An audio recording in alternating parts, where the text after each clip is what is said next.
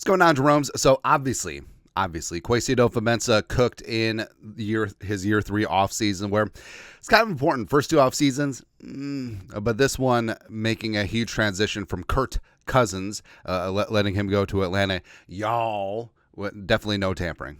No tampering at all. Did you know that Kirk Cousins' wife is from Georgia? But also bringing in a coterie of fantastic value free agents.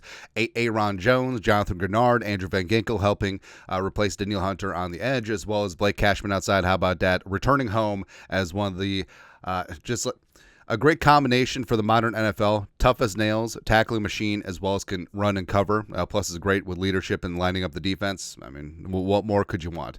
As well as, of course, the maneuvering and drafting of J. McCarthy, future franchise quarterback, as well as Diamond Dallas Turner. That's right. Fully completing the replacement of Danielle Hunter on the edge. But long story longer, Pro Football Focus. Of course, frenemies.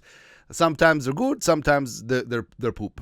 Right, so PFF has some thoughts on the Vikings offseason. They did Trevor Sikkema, Tampa Bay Trey, our guy did up a great piece. Best 2024 NFL offseason decision by every NFC team. So this could be a signing, this could be a drafting, this could be a trade, this could be a letting a player go, this could be hiring a coach, blah, blah, blah. Right, so first off, just want to say that the narrative around Kirk Cousins, we could see it coming from a mile away, where when he was with the Vikings, he was poop.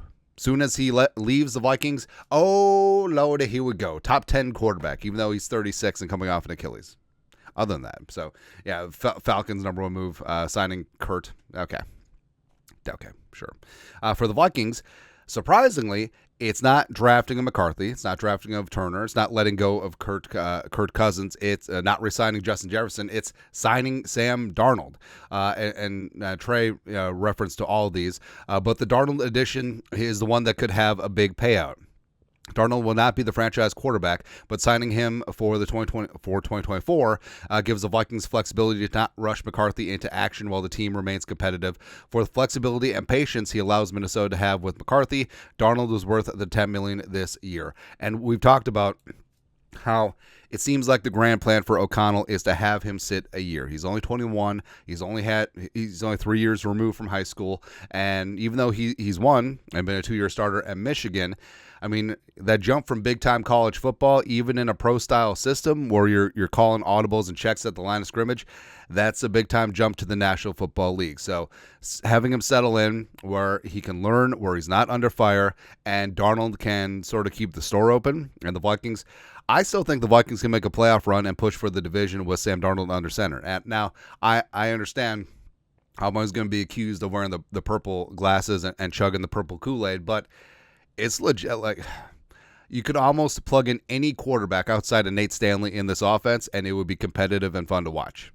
And you're going to put up points, and the Flores defense is going to be even better than last season. So, yeah, I mean, signing Darnold for the $10 million is a steal. Now, before people piss and moan, it's like, oh, how come we're spending $10 million on Sam Darnold, right? Well, first off, there are several teams that are in on Sam Darnold, including the Broncos. And any way that we can deny a stoop dash on Peyton, we're in.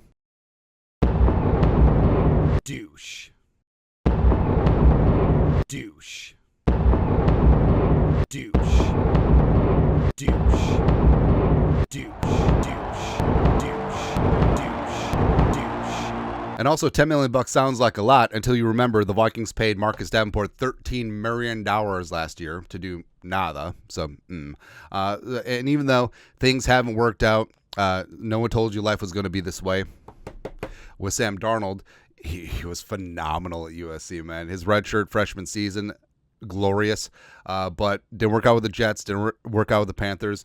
And as we said, ad nauseum, I think that his season with a competent championship caliber team in San Francisco, where the quarterback is asked to do a lot of things that Kevin O'Connell wants to do in his offense, is going to pay dividends and also give him a head start, because it's not a coincidence. Nick Mullins had a ton of time with Shanahan, and then the Vikings traded for him when he was available from the Raiders 2 years ago. And then it's no coincidence that Darnold, who had a year with Shanahan, all of a sudden the Vikings pony up $10 million to go sign him, right? So I'm actually pretty stoked about Darnold. Now, a little bit surprising that they listed it as the best move of the offseason, but I think it's one that's going to be really solid. I think that it's in hindsight, it's going to be seen as a lot better move than it probably is by and large right now, because I think Darnold's going to have a phenomenal season. I think that under the old parameters, he would have been in the comeback player of the year territory. I think that he could make a good case for most improved player,